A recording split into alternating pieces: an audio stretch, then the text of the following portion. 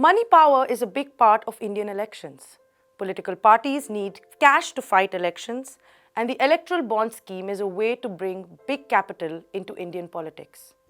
Electoral bonds can be used to transfer secret corporate funds to any political party in the country, and the identity of the donor can be hidden from the Indian people. This scheme was introduced by the former Finance Minister Arun Jaitley in 2017. Since then, parties have raised more than 6,000 crores from unknown sources, and the biggest beneficiary of this scheme, the BJP. A ridiculous amount of money is spent on elections in India. In fact, in the 2016 presidential elections in America, $6.5 billion was spent. And in India, for the Lok Sabha elections, the amount that was spent was a whopping $8.7 billion. Most of this money was spent by the BJP. In 2018, the BJP received 95% of all funds transferred through the electoral bonds. The BJP has raised far more money than any other political party in India.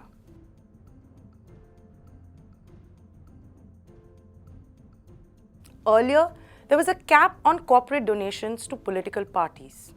Corporates were not allowed to donate more than 7.5% of their net profits over 3 years.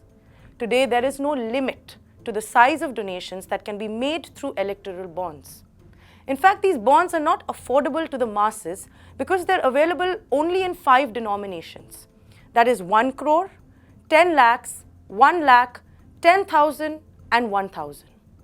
Of the 6,000 crores that were donated to the political parties through this scheme, 86% of all funds were transferred through the higher value bonds, that is 1 crore and 10 lakh denomination bonds.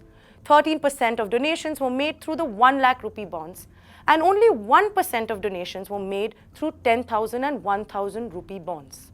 So who can afford to purchase bonds worth 1 crore or 10 lakhs in India, especially during a slowdown in the economy? Well, I don't think that's too hard for you to guess. Any foreign company or entity can purchase electoral bonds in India. In fact, India now is the only country in the world that allows unlimited political donations from foreign companies.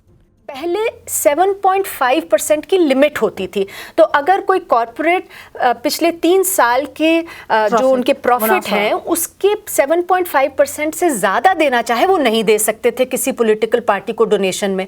अब उस limit को भी हटा दिया गया है, तो इसका मतलब कि कोई भी फ्लाई बाय नाइट ऑपरेटर आ सकते हैं, शेल कंपनी सेटअप हो सकती है और वो अपना पूरा का पूरा फंड किसी पार्टी को इलेक्टोरल बॉन्ड के रूप में दे के गायब हो सकते हैं। When it was first proposed, both the Reserve Bank of India and the Election Commission of India opposed the scheme. But these facts were hidden from the public. As early as May 2017, the Election Commission wrote a letter to the government referring to the electoral bond scheme as a retrograde step as far as transparency of donations were concerned, and that this proposal needed to be withdrawn immediately. Even the RBI, at the time headed by Urjit Patel, opposed the scheme, stating that it could be used for money laundering. एक उन्होंने बोला कि ये इससे काला धन politics में आने का रास्ता खुल रहा है। दूसरा उन्होंने बोला कि आप कहते हैं कि ये पारदर्शिता लाएगा, ये एकदम उल्टा करेगा। तीसरा उन्होंने बोला कि आप जब बॉन्ड बनाते हैं, जिनको हम बॉन्ड कहते हैं, ये बॉन्ड एक तरीके से करेंसी है या पैसा ही है, नोट ही है, तो आप किसी और को हक देने वाले हैं नोट बनाने का, जबकि नोट बनाने का काम सिर्फ हमारा है। इससे देश की पूरी अर्थव्यवस्था पे फर्क पड़ सकता है, इसलिए ये एकदम नहीं करना चाहिए। According to the scheme, electoral bonds can be purchased only during 4 windows in the year. Each window will be open for 10 days only.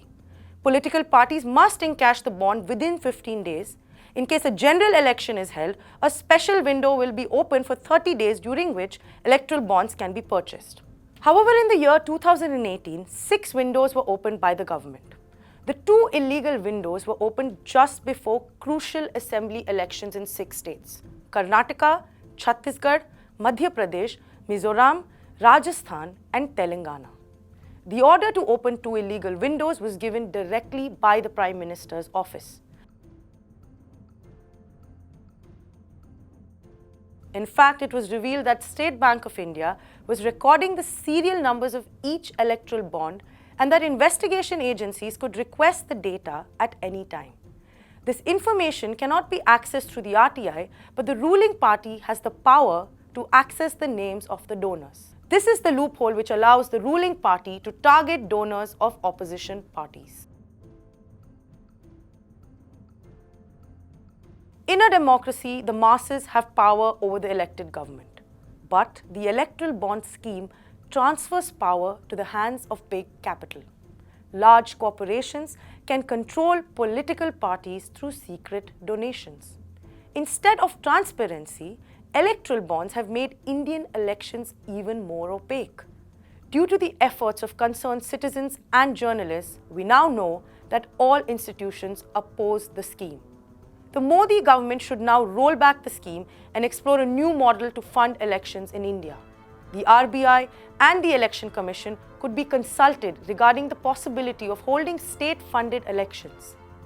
Even capitalist countries like the US and Norway have experimented with the state-funded model for municipal and other local elections.